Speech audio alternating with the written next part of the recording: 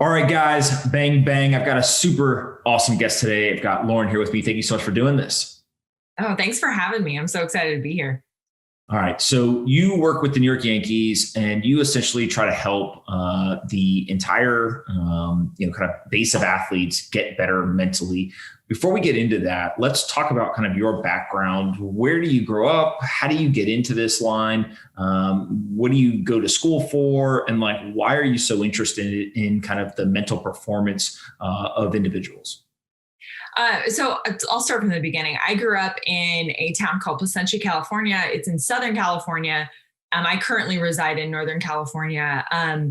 It was all sports in my household all the time growing up. And I think that's what kind of drew me to this. I've always loved sports. And so I think I always knew I wanted to work in sports, but I didn't know even sports psychology existed until my senior year of college. Actually, I was getting my degree in kinesiology, thinking I wanted to go into physical therapy because it was the only thing I could really see interested me in terms of sports. And I got injured my senior year of college and I had a little bit more time. I played soccer in college, I should mention. And I wasn't able to play anymore. So I was still able to be on the sidelines, but my role changed vastly. So I decided to take an elective course and I found sports psychology. And I just totally fell in love with it. And I think the reason why is because I was the athlete that needed it. I was that athlete that would constantly get in my own way and would believe my limiting thoughts and believe these negative thoughts and allowed fear to kind of take the wheel many times. And so I think when I was in that course, I had so many light bulb moments and I thought, what would my soccer career? I was no, Mia Hamm, Carly Lloyd, Abby Wambach, but I thought what would my soccer career have looked like? Would I have enjoyed it more if I would have had these mental skills kind of in my arsenal? And so that's when I decided, wow, this is something I could do to help others where they wouldn't look back on their career and say, man, what if I had these skills? What would it have looked like? So that's kind of what led me into that. And I've been super passionate really ever since then. And I think the biggest reason was because I never understood why somebody with talent wasn't successful. And I didn't have extreme talent. I was okay. But I thought, why wasn't I having success when I knew I could do things and I just wasn't living up to that? And so I think that was what really drew me into this field. And then it began to make sense about how these coping strategies allow people to perform at their best when it matters most and under extreme circumstances. Got it. And so as a mental conditioning coach, talk through just what does that really entail? What is the relationship you have with athletes? What is kind of the day-to-day look like? And kind of where do you focus in terms of actually working with these people? Yeah. So really what we do, our job is to teach mental skills and help our athletes develop mental skills and mental toughness so they can be their best regardless of circumstance. So they can show up at the best level, no matter what is thrown at them, no matter what cards they are dealt. And I think a lot of people think, pro athlete, they're really good because they can change their circumstances. Well, they're not known for necessarily magically changing the situation they're in. They're known for responding at a high level, regardless of what is thrown their way. And so I think it's our job to not only be able to recognize some of those skills that might be lacking or areas of improvement in terms of the mental side. And so my relationship with my athletes is, I should start by saying the culture at the Yankees is you don't have to be sick to get better. I think whenever you put this idea mental in front of anything, there's kind of this stigma attached. And I walked into a really great culture when I first started with the Yankees 4 years ago, and that was already established. But I think sometimes if there's kind of a one-person show and you take on too much, you are limited to taking the worst cases first, which ultimately builds this culture of, oh, you must have a problem if you're going to talk to that person. And so I think that that's one of the things that I'm really lucky that I got to walk into that culture. And so we work with athletes that are not only performing their best, but or performing their worst, but everything in between. And we do that through, first, the most important thing is building a relationship with those people and our athletes, because you wouldn't tell anybody something super personal about you if you didn't know them and you didn't trust them. So that's probably the most important, is to build that trust and relationship first. And then, we work with them with whether it's a one-on-one session, whether it's group sessions. A lot of them take place like in the dugout, in the outfield, when we're shagging balls during BP. It's not the traditional sit in the office, and schedule an appointment and after an hour you're out. It's like sometimes they're 5 minutes before they go out to the field. It kind of depends. So it's a little bit more casual in that nature, but that's kind of what it looks like. So I want to talk about baseball specifics first, and then we'll kind of extrapolate some of the learnings there to other aspects. But in terms of baseball, who needs the most help? Is it hitters? Is it pitchers? Is it everyone in between? Is there a difference? Like, how do you just think about if you're like, hey, I'm going to the ballpark today, is there a certain framework you use as to who to help or who to evaluate first or kind of take priority? Well, I think asking like who needs more mental toughness is the same as asking who needs more physical strength. It's very similar. Everybody needs here's the thing. Elite athletes, what it really boils down to is their ability to adapt to any situation that they're put in. That's like that one thing that makes really like a good athlete elite. And that could be a physical adaptation. When you have a certain level of strength, you're able to adapt in certain ways that maybe somebody that doesn't have that strength could. And same with the mental side, is the adaptation mentally, emotionally, being able to adapt to maybe either negative thoughts, fear, self-doubt, adversity, feeling like, I've got it, I'm going to cruise now. Like being able to override those default settings all comes through with that mental strength. And I don't think there's a position that necessarily like needs more than somebody else. I just think it varies by the person. Some people, they are naturally born with a little bit more resilience than others, but also the more important piece is that our brain is so plastic in terms that it can change over time. And so it's also something that can be built and developed over time. And so I don't necessarily think that there's one that needs it more than the other, but in terms of prioritizing, again, we don't necessarily prioritize somebody who's struggling terribly versus somebody who's having the best like year of their life, because that would go against our core belief, which is you don't have to be sick to get better. And so for us, it's really, of course, there are situations, especially when they cross the threshold of mental performance into a clinical issue or a clinical symptom, sign or symptom, then that might be something we want to address immediately. And there's, I guess, urgency might change. But in terms of one being more important than the other, I don't necessarily agree with that. Got it. And you mentioned earlier kind of like being born a certain way. How much of it is literally you're just born more mentally tough or have certain kind of predispositions versus maybe it's your environment as a young kid or the way that you trained or something in your life that has made you either more or less mentally tough or more resilient or more adaptable to kind of the changing environment?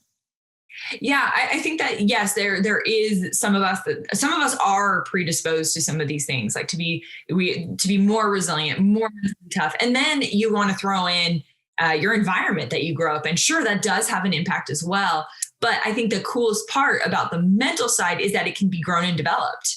It's just like people that, are naturally athletic. They come out with these, like, they never work out, but they're just jacked. And you're like, why? Who are you?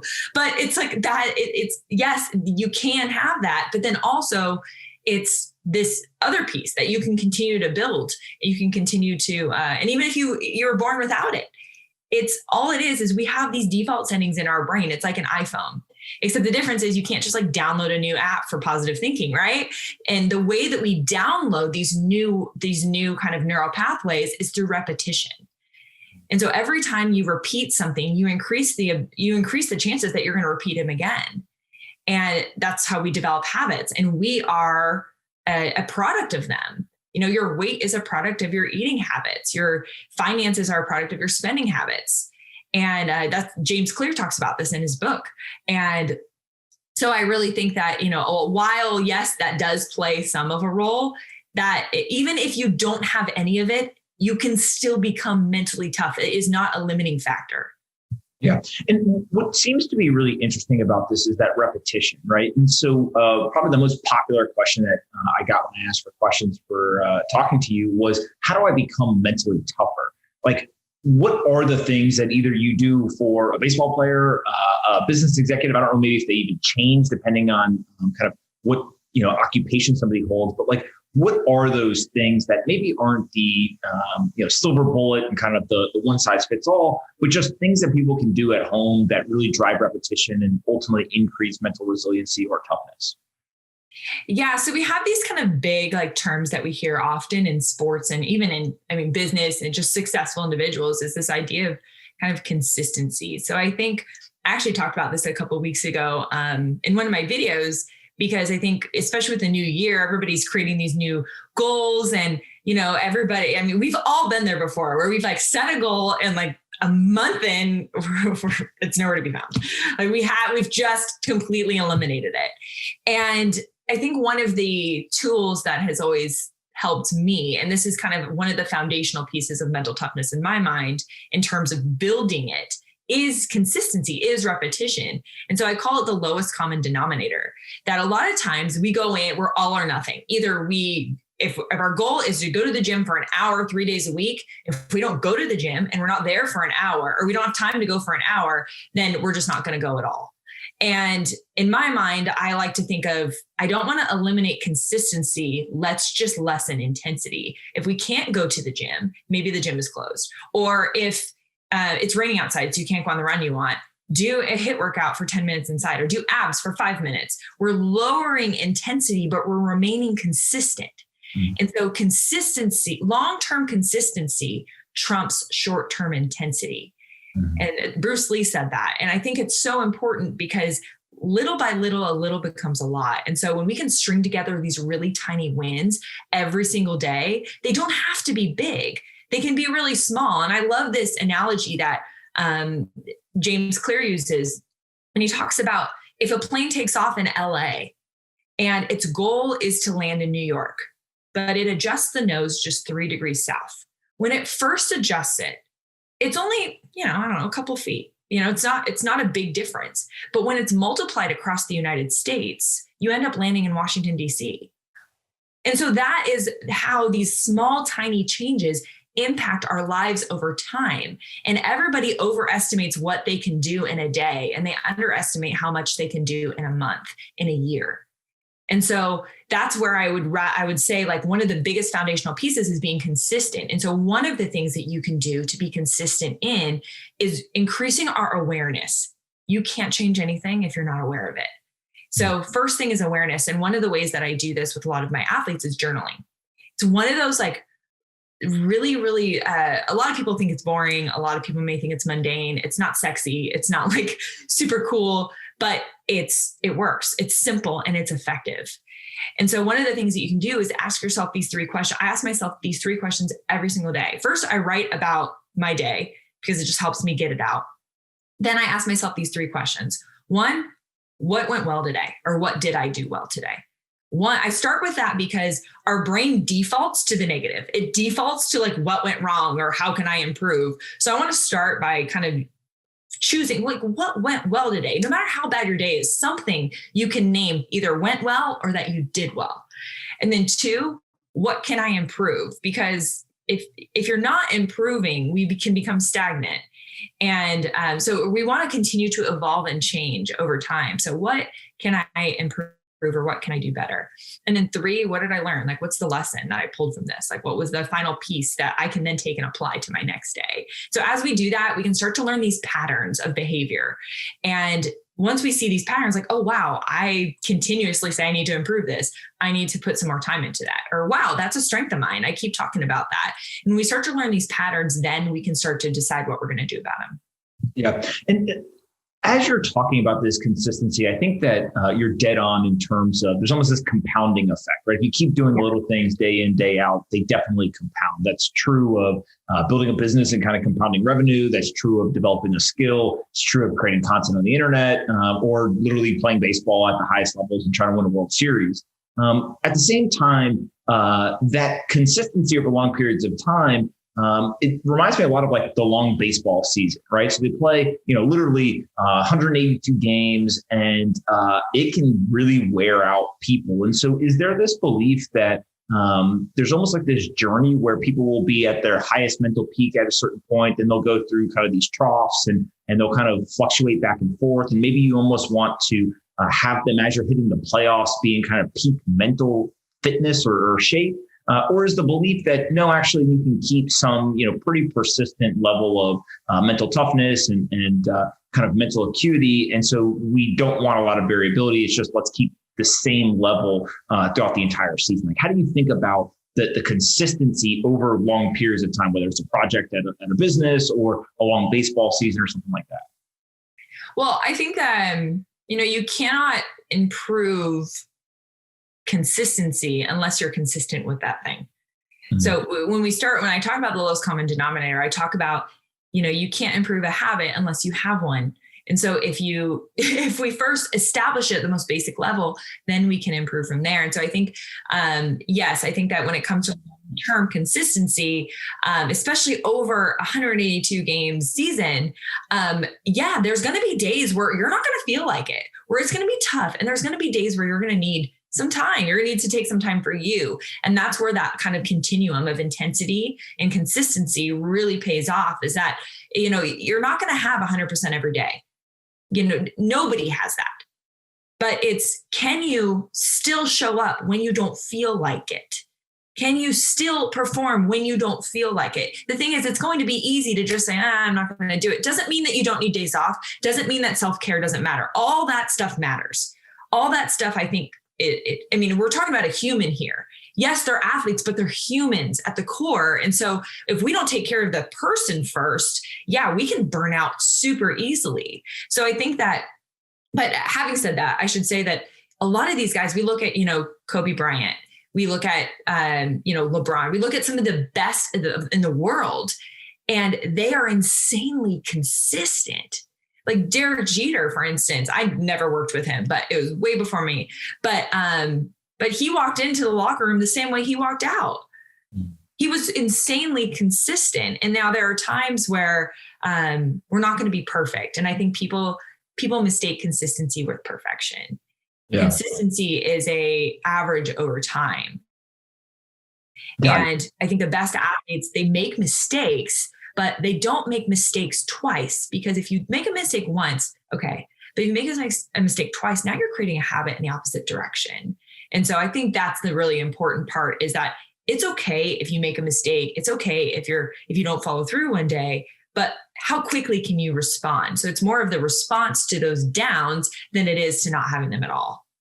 Yeah, and speaking of kind of downs, one of the things that's unique for sports, and maybe for some of the people who listen to this who are high-profile investors or founders, is there's also media scrutiny on top of just the performance. So obviously the New York Yankees is like the perfect example, where you play in New York, and if they believe that you have even the slightest weakness or the slightest kind of bad streak, they will write about it. And they will not, kind of be apologetic about it. How do you kind of talk through with players, and maybe, founders and investors can learn from this as well? Like, you have to go to work and perform, but also then you have this external scrutiny that you have to deal with. So it's almost like, whether you're doing well or not. And so there's this mental kind of conditioning and strength that you have to have yourself, but then you also have to deal with like what other people think. And so how do you kind of help people navigate the difference between those two things, yet they're still related? Yeah, well, I think the first thing is knowing what fuels you. Okay, we have people that totally shut off social media completely, or any kind of media at all, because it becomes a huge distraction. And I'm thinking of, there's lots of players that do that. And then when it comes to the other side, like I think of people like Michael Phelps, who would print out the critiques and he would put it in his locker. And so I just think first thing is to know which one you are, because the point is not to avoid it necessarily, but to optimize performance. And so sometimes what that means is learning what to ignore, learning what things that you need to cut out and for a certain amount of time. So I think number one, we have to know that. And then number two, your opinion of you is so much more powerful than anyone else's opinion of you. Everybody's going to have one. And especially like you said, like the Yankees fans, if you do well, they love you. If you don't do well, like they hate you. And so that's the important piece, is to know that it's easy for our attention to be pulled to these highs and lows. But that's, I think, the challenge of this mental conditioning is choosing not to be pulled, choosing not to believe those negative thoughts, because just because somebody has a thought or you have a thought, it doesn't make it true. And so one of the things that we talked about is like doubting your doubts, like not necessarily like just falling into that. So number one is knowing which one works for you. And number two, focusing on your opinion of you. And number three, what is your process? I think a lot of people, every player to some degree goes through a slump. Right? They have a period of time where they're not great. And what we tend to do is we focus on this outcome. And I think a lot of times the fear comes from either the fear of failure, fear of failing, or the repercussions from failing, the articles being written, what people are going to say. And where our focus needs to shift is from, instead of the outcome, because a lot of times what we do is we will throw away any process, anything that got us to be successful, just to try and be successful once, because we crave it so bad. But what we're doing is we're creating bad habits. And so instead, I would rather focus, whether you're an investor, whether you're an athlete or anything else, that focus on the quality of what you do versus only the outcome of what you do. So for instance, we redefine success. Oh, I had an athlete who, was really, really struggling at the plate. And I asked him, I said, all right, so if success couldn't be defined as getting a hit or hitting a home run, whatever that is for you, how would you define it? Meaning, if you went up to the plate and you did A, B, and C, that would mean that you're successful regardless of the outcome. And we came up with 3 things that he could control. We have to redefine success to be within our control. So it became, making a good swing decision, being on time, and having an external focus. If he did those 3 things, he said, more than likely, I am successful. And I would say I did everything I possibly could. And I said, great. That is how we redefined it. And so it's very easy. What's going to happen is our default setting wants to go to the outcome because that's the thing we're fearing. But we need to pull ourselves back to our process and go, all right, how can I redefine success to be within my control? And then evaluate your performance based on that. Yeah, it's so true. And sports is a great example of this. There's plenty of coaches who kind of say, focus on the process and the outcome takes care of itself. Right. Yeah. And, one of my favorite examples is, I think it might be Bill Walsh or somebody talks all the time about like, look, every play in football is drawn up to be a touchdown. Like there's no play that somebody draws up and it's like, hey, we're only going to, get 1 yard here. Like, no, it's a touchdown every single time. And it's dependent on 11 people on the field all doing their job. And when a play doesn't score a touchdown, it's usually because somebody, one of the 3 people or one of the 11 people didn't do their job, right? And so I think that focusing on that process is really important. I want to talk about kind of these hacks or education. 2 of my favorite things in the world to tell people, just that really highlight how powerful the mind is, how much it can change kind of the rest of your life is, one, there's been a bunch of studies that if you just sit and you smile, like a real smile, for 60 seconds, it can drastically change your mood, right? It can put you into a much more kind of positive mindset. And the second thing is, when you wake up in the morning, rather than go read negative headlines, if you get up and you read 3 positive headlines, you don't have to even read the article, just the headlines themselves, you're drastically more likely at the end of the day to say that you had a good day rather than a bad day. And so those are, kind of cheesy, positive mindset type things that there's been a bunch of academic studies around. Are there similar types of hacks or little things that people can take away from our conversation that you're like, look, here's something that we tell athletes that they can do that's kind of a quick 5-minute or less thing that can either help them refocus or help them kind of remind themselves of what their their goal is, or kind of get through a moment where they might not have mental strength? Like, is there any kind of hack or thing that you guys really kind of harp on? Yeah, and I love those studies that you mentioned, because it's what's happening. And I think why some of us maybe feel it's kind of cheesy is because we can't see the changes happening in our brain when we do those things. And one of the ones that I actually really like is actually a study done by Amy Cuddy, a really famous one about body language. And a lot of times, we believe that, or I mean, it's true that, our thoughts can influence how we feel, and how we feel can influence our physiology, and that can influence our actions. But what is also true is that your body language could also influence how you feel and can influence your thoughts.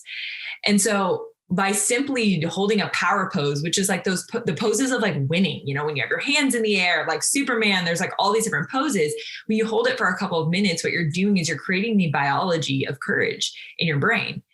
And so the different chemicals are being suppressed and different ones are being secreted. And so that's one way that you can actually create this kind of biology of courage, is that, there's this idea that like your actions and your thoughts and your feelings all have to interact. And I just don't believe that.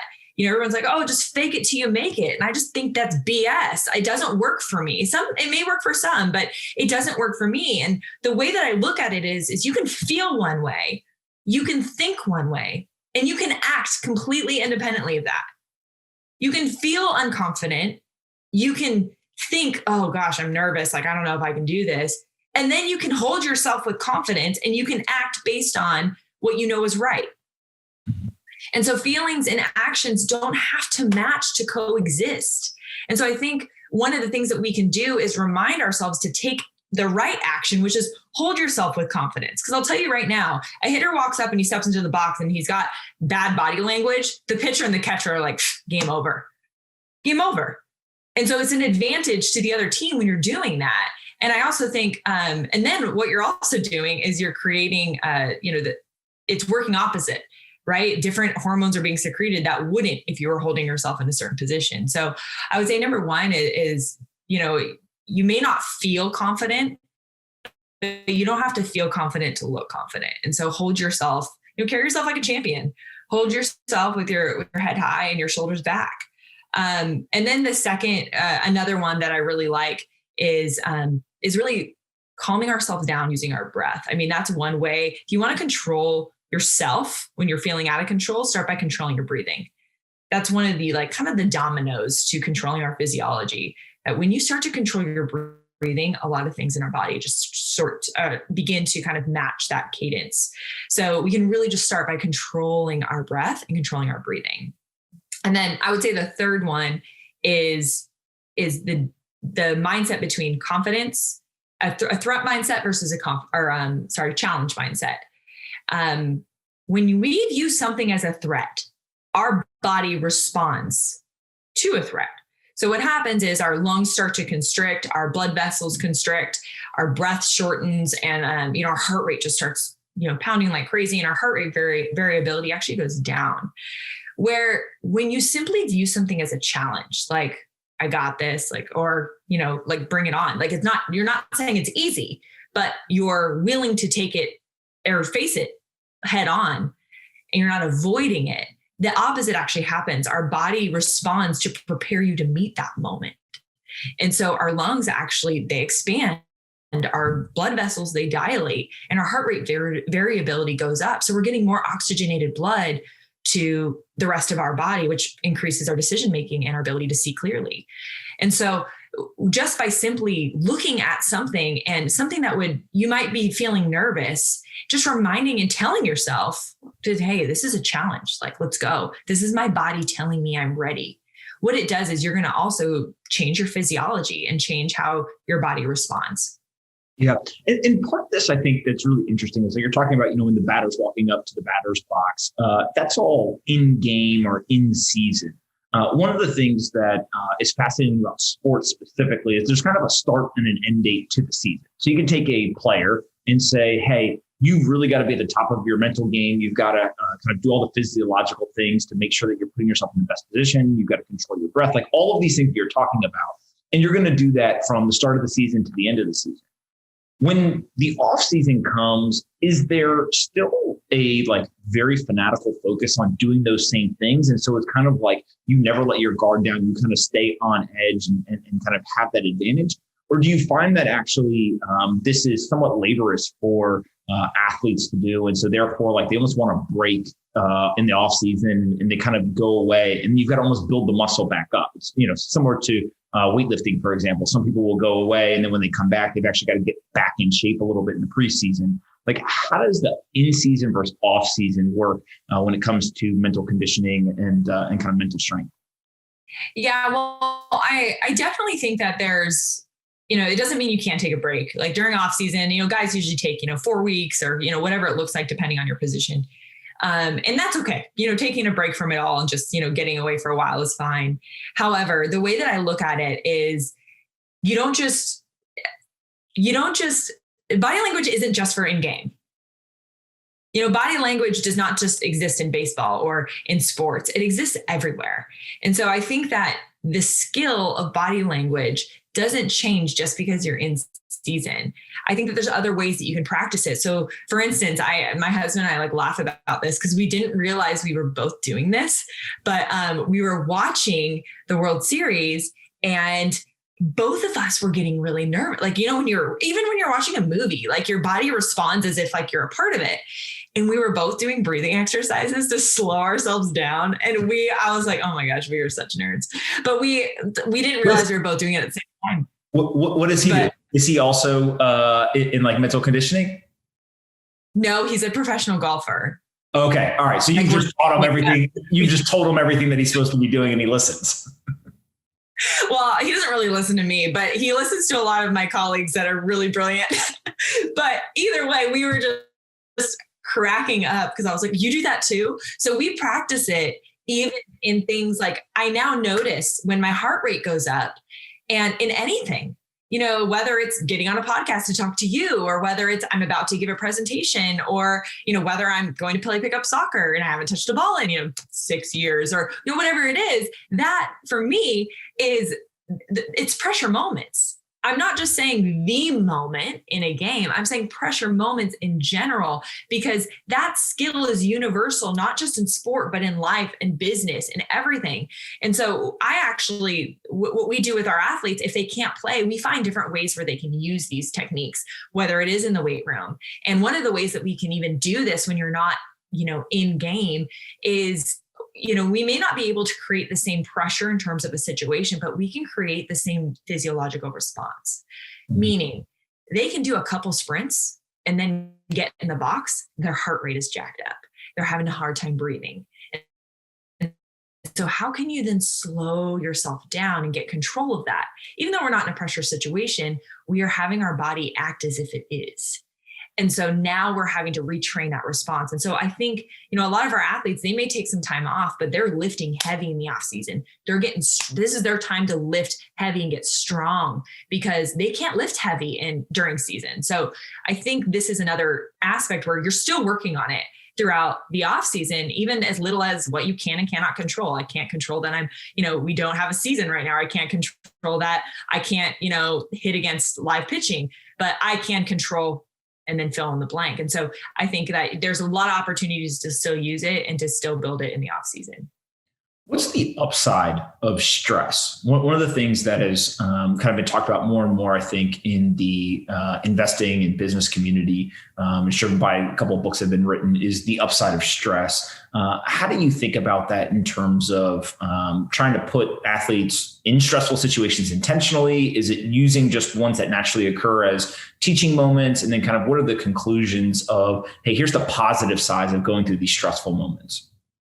Yeah. First of all, great book by Kelly McGonigal, The Upside of Stress. Love it. There's a couple things, but the way I kind of look at really difficult situations is our life, like we can't avoid stress. Like a lot of us, like I want to eliminate it. And I'm like, okay, well, sure. You might be able to eliminate some, but you're not going to eliminate all. And so I actually think a lot of our time is wasted on trying to like eliminate it. Because we're just not going to eliminate every bit of it. So I care more about how our relationship with it. Because like, if you think about your relationship with, people, we build that when we're around them, when we invest time in them. And so my question, I guess, to the audience would be, what is your relationship with stress? Do you have a good relationship with stress? Like are you able to respond well when you're faced with it? Or do you have a bad relationship? Do you like retreat? Do you avoid it? Does it impact your ability to do what you do best? And so that I would say that stress can be really, really good in so many ways. Because it can really push us past our comfort zone, and it can be a really good signal for growth. So I would never tell anybody to avoid stress. I would just tell them to look into like what their relationship is with it. And I think that we can't expect athletes or our employees or anybody to respond well when they're under pressure, when they're under stress, when they're faced with adversity or obstacles, if we haven't trained them. Like one of the things it makes me laugh every single time is like, if you go to like a kid's soccer game and the parents are yelling like, relax. And you're like, never in the history of relaxing has anyone relaxed because someone screamed at you to relax. Like never. So my question always is, have you ever taught them how? And the question is usually no, the answer is usually no. And so I would say your response to stress matters more. So if you're somebody that wants to like immediately, you want to respond emotionally, it's kind of this reactive nature, I would actually challenge you to create some space between the stress you're experiencing and your response. Again, we want to train our response, not necessarily eliminate the trigger, which a lot of times can be stress. And so a lot of times it has to be trained. And again, we can't expect our athletes to perform well under pressure if we're not training them under pressure. So I think it's huge. I think it's a separator when it comes to performance, especially with elite performers. Lauren, I'm laughing because as you were saying, nobody ever relaxed when you told them to relax. I made the mistake one time. I told Belinda, I said, hey, just relax. And then all of a sudden, everything got ratcheted up a little bit. And I was like, all right, that was good feedback. That will not be a term that I use again. Do a mental note on that one. Yeah, I'm well trained on that, on avoiding that exact phrase from now on. We talk a lot about I think adults in general, whether it's business investing or professional athletes. I saw a couple of questions that people had around how does this apply to kids, especially if you're the parent of a child. The questions were really around kind of like kids in sports, but maybe we can just talk about it broadly. Is it something where like, will you screw up your kid if you try to make them mentally tougher by like doing exercises or like intentionally putting them in certain stressful situations? Or is it actually a positive thing? And it's like, hey, look, you should start almost conditioning or training your child from a mental strength and mental resilience standpoint at a young age. Like, how do you look at almost like the child development around some of this stuff and how intentional people should be versus just let it naturally happen?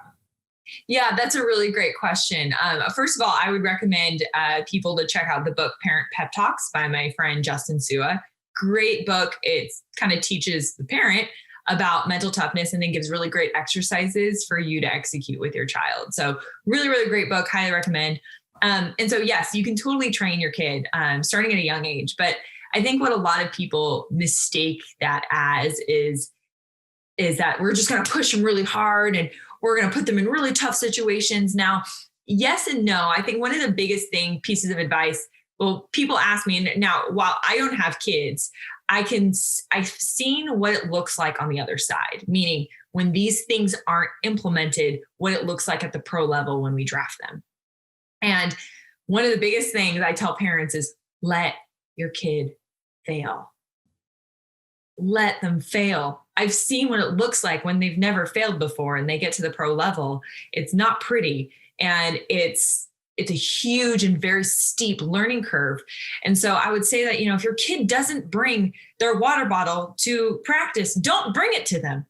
They're not going to die. They'll probably ask somebody for a sip of their water and they'll be embarrassed to do so. And that may be the very thing that will motivate them to remember, oh crap, I got to bring my water bottle. There's those little things. And so I wouldn't say that you need to go out to the field and put them under all this stress and make them feel insanely uncomfortable to where they hate it. The point is for them to enjoy it and to teach them how to cope with the natural things that sport and life offers us by not just trying to say it doesn't exist and take them all away, but teaching them productive ways to cope with it.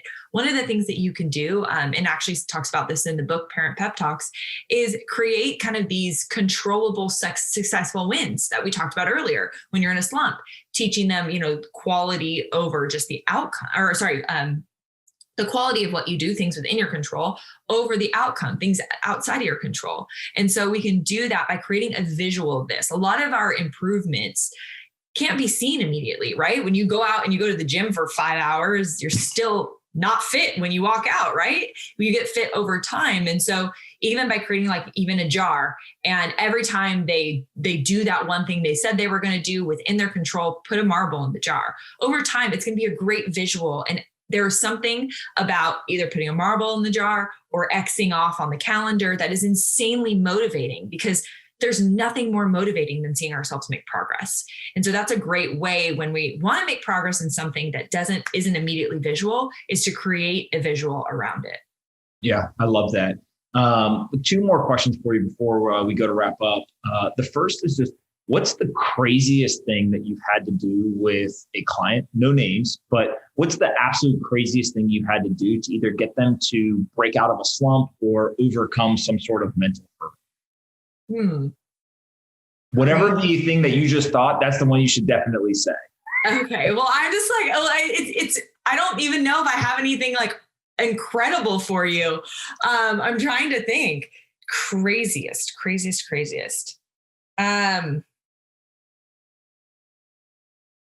There are a couple things. I've gotten calls in the middle of the game, which they should not have their phones. And something happened on the field and he got thrown out of a game and ran into the locker room and called me and was in a very heated, very frustrated, understandably so. But it was like, that was not an easy situation to handle because there was a lot of moving pieces there. But I've been on, like, I'm watching the game. And so when I'm getting a call, I'm like, what? Like, why am I getting this call? Because it happened in the dugout and the camera wasn't on the dugout, so I didn't see it. So that was really interesting. But in terms of crazy, I don't think they necessarily, like, I don't have these insanely crazy stories. I think the most, I don't know, as crazy as they come are actually pretty human in terms of when we get to the core of something that is really upsetting to somebody, or the core of something that you would have never thought that was the reason behind this action. And I'll give you an example. I had, within our system, the other mental coaches, in the mental conditioning department could probably attest to this as well. We know all of our guys, like, very, very well. Like, if somebody walked in to a room of all of our guys in our system, we would either be like, we either got you in a trade and we haven't heard about it yet, or like, you shouldn't be here. Like, we know every single person that well. And I was at an affiliate and there was this one guy in particular that, for whatever reason, it was really short with me whenever I would ask him a question. We're in the dugout with them and, like, not all the time talking about mental toughness. We're talking, just shooting the shit, talking about whatever. And this kid was just really avoidant, like, and I knew him really well and was like answering with really short sentences. And I thought it was really odd. So I immediately take the blame and I go, maybe I haven't developed a good enough relationship. So I'm going to spend more time trying to develop that. And it's like, no matter how much attention I would try and give that relationship, it was like, kept getting shut down. So I thought, man, maybe I said something, I'm not sure, but I wanted to get to the bottom of it because I've worked with this kid before. So I just want to make sure I didn't offend him in any way. So I went up to him and I actually got to the batting cages early, and he was the only person there. So I think it was like his worst nightmare. And I walk up and I said, hey, do you mind if I ask you a question? He's like, yeah. I said, I every time I try and talk to you, you've been really short. Like, have I said something to offend you? Or, is there a reason for that? And he's like, well, not necessarily. Like, it's not because, like, you haven't said anything, to offend me or anything like that. And I'm like, okay. So, what do you think it is? And he kind of quietly goes, well, I just don't think I'm very good at speaking. So whenever somebody of authority talks to me, I just try not to speak. And I was like, interesting.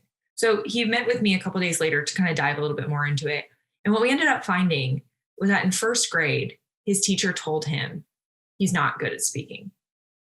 Ever since then, he has avoided speaking. And so the way I like to break this down is that our beliefs plus our actions drive our identity. Mm-hmm. He believed he wasn't good at speaking. Every time he didn't speak that action, it solidified this identity that I'm not good at speaking. That was built in, that habit was built in since first grade. And we were like, I was like, whoa. And so I think that was crazy to think, because I would have never guessed that. Here I am, so self-absorbed, thinking like it's me. And he's dealing with this kind of like inner battle with something that happened in first grade. And so the way that we work through these things is we take the identity, we just work it backwards. We take the identity. What kind of person do you want to become? And he's like, I want to be the person that isn't afraid to speak in a big group setting. And I was like, great. Well, then what action do we need to insert there to solidify that identity so that your belief catches up with that? And he goes, I need to talk more. I'm like, yep. And so that's how we restructured and rebuilt this new belief of himself, is taking this identity of who he wanted to become, and we supported it with daily actions that then solidified and created this belief. And in that situation, is the kind of like homework coming out of that conversation like, hey, I want you to go up to 3 strangers every day and go talk to them? Is it, hey, next time that the entire team's in the locker room, I want you to stand up and say something?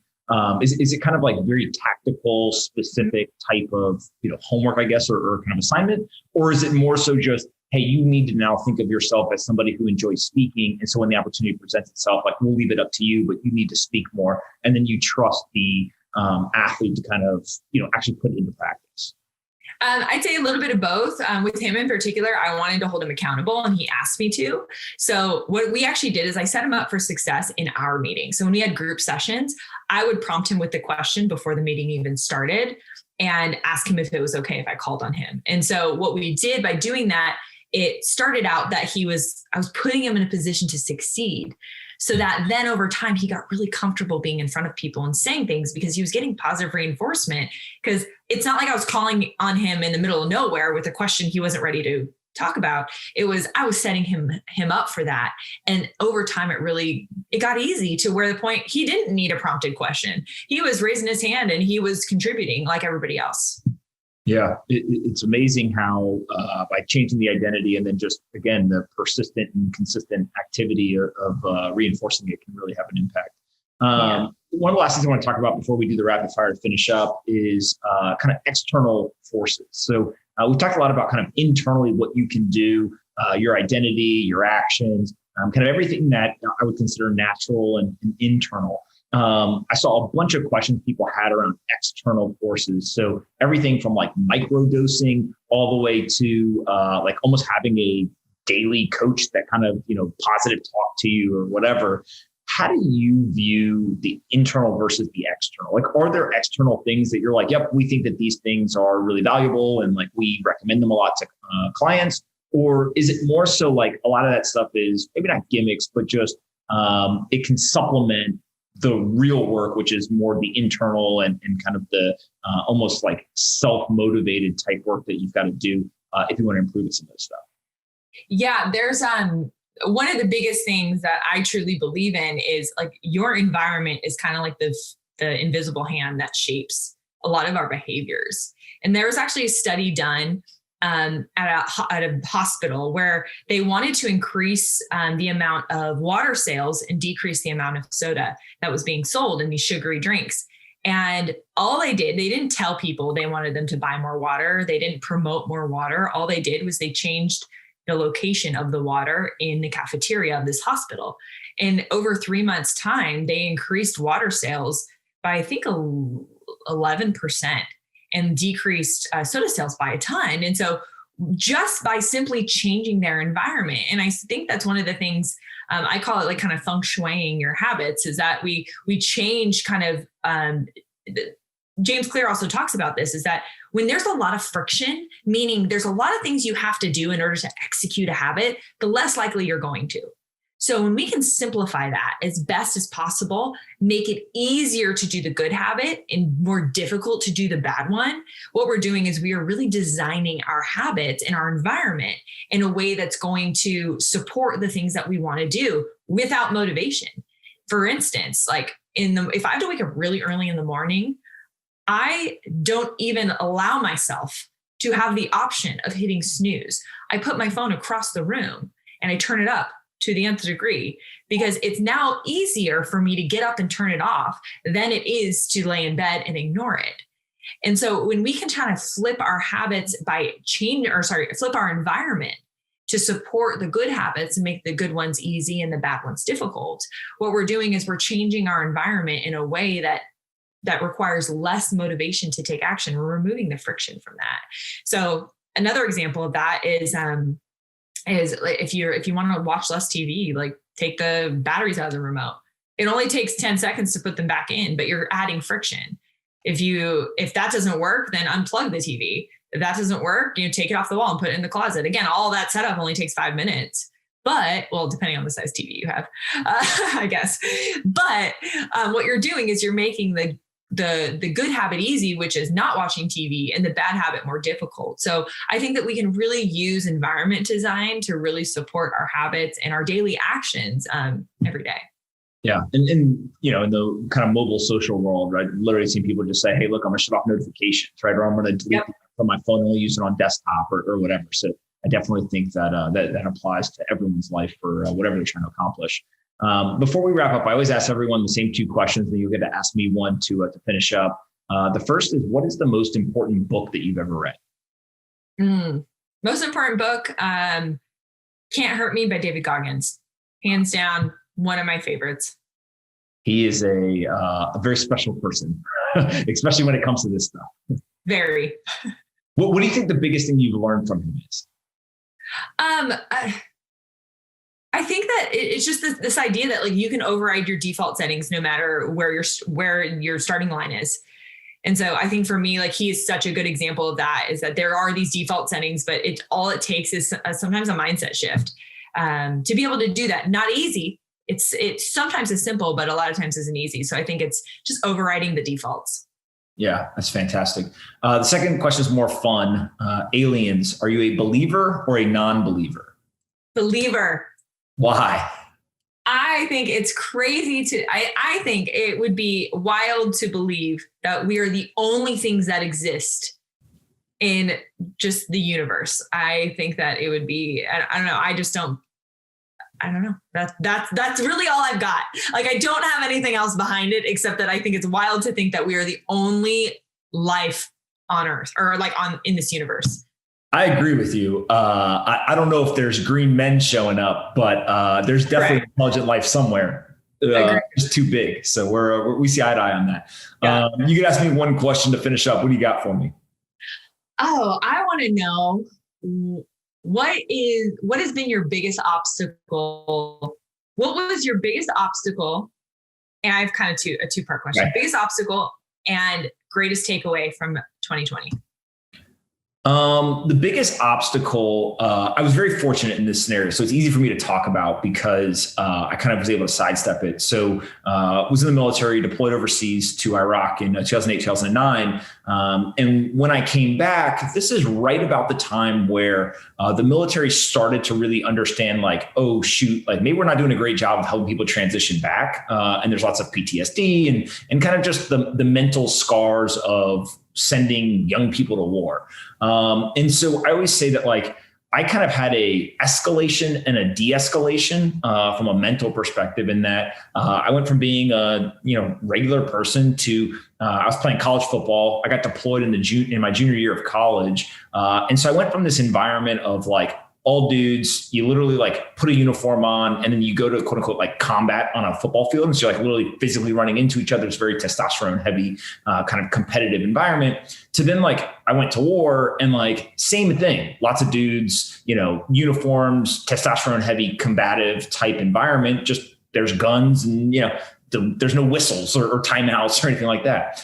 When I came back, most of the people who I'd been deployed with, they went back to their jobs. Literally, like there was people I knew that were law enforcement, prison guards. One guy worked at a hardware store. Another guy literally was a fish and wildlife, park ranger. Like all of these guys were going back to kind of normal day jobs. They were going back to live with their wives and their kids, to pay their mortgage. And it's just a very kind of, disruptive experience to kind of live your life, go deployed, come back and not have that de-escalation as well. And so for me, I went back and I had the opportunity to finish playing football. And so again, it went from like a semi-combative type environment to war, back into that semi-combative environment, and then back to kind of being a normal person that wasn't playing a competitive sport. And so I always credit that transition. There was no master plan. I didn't understand that that's what was happening. But in hindsight, I think that really helped me kind of transition back was, they kind of took the guns away, but there was still the uniform. There was still that testosterone driven combative type environment. And so I think a lot about like, everything is relative, right? Of like, yeah, sure, I went back into kind of the quote unquote normal world. It's just the environment I went into was probably much more advantageous for me than if I had just been a 21-year-old kid who just got thrown back into the real world. I was already doing some pretty stupid stuff in terms of, went and bought a motorcycle and would go 100 miles an hour and say, well, if I didn't die at war, like, whatever here. But having that transition, I think was really helpful. And then for 2020, I think that really the thing that kind of just got hammered home is like, nobody knows the future. Like literally nobody knows the future. And it seemed like every time something crazy happened, it'd be like, oh man, how much crazier could it get? And then like literally like within 12 hours, like something even crazier would happen. And so if you even look at like 2021, I think a lot of people had this like psychological, okay, we made it through 2020, like take a deep breath, like it's over. And there was definitely this like turning of the page. And then like we're, 6-7 days into 2021. And now we're like, wait a minute, is 2021 going to be even wilder than last year? And so it's just like, you can't control this stuff. And a lot of what you started off the conversation around, just like your ability to adapt to the things that happen are really important. I'll leave you with this one controversial topic that I've talked about online ad nauseum, and people hate when I say this, but I say it because it's true, is I don't believe in luck. And when I say that, people are like, well, what do you mean you don't believe in luck? And I say, well, we confuse the mathematical concept of randomness with the psychological concept of luck. And I always use the extreme example of like, if somebody goes to war and they lose their arm and leg, a lot of people will be like, man, that was really unlucky. But if you talk to that person, they'll say, no, I'm lucky, like I'm alive. And so luck is really a mental perspective on an event that happened, right? The reason why that person lost their arm and leg, there's a sense of randomness, right? Are they the one who sat in that seat versus somebody else? Are they the one that was in that vehicle versus a different vehicle, right? And so I think that when you start to really unpack kind of the mathematical concept from the psychological concept, you realize, and there's studies that show like you actually can change your luck simply by changing the way you view the events that happen. Sounds really stupid. Sounds like, oh, of course, then why aren't we all lucky all the time? But I do think that there's, a lot of truth in that. And so it kind of just puts you back in the control seat a little bit and say, look, you can't predict the future. You can't control the things that happen, but you can control how you respond to them. And I think that that's kind of, really what it sounds like you spend most of your day trying to hammer home to a lot of these athletes and clients. Exactly. Like I couldn't even say it better myself. I think, just to like round all that out, is that mental toughness, it doesn't make you invincible. It makes you adaptable. It allows you to see things from different perspectives. When you get dealt a crappy hand of cards, you have the opportunity to see it one way or the other way. When my parents got divorced, I could have, when I look back, I could tell you how horrible it was and all the bad things, but I could also tell you all the good things that came from it. That every bad moment we can learn something from. And I think all that comes down to is this power of choice that we have. And that's what I think mental toughness provides, is it provides us more choices and more choices to adapt versus just to, I guess, fall victim to some of the default settings. Absolutely. Makes a ton of sense. Where can we send people to find you on the internet? I know you've been creating a ton of content. You've got a newsletter that's coming out. Where do we want to send them to find you and learn more about some of the work that you're doing? So you can find me on Instagram. And when I got married last year, I changed my name from Abarca, which was my maiden name, to now Johnson. Turns out there's a lot of Lauren Nicole Johnsons in this world. So all of my handles are different. I wish they weren't, but my Instagram handle, pay attention, is Lauren Nicole Johnson.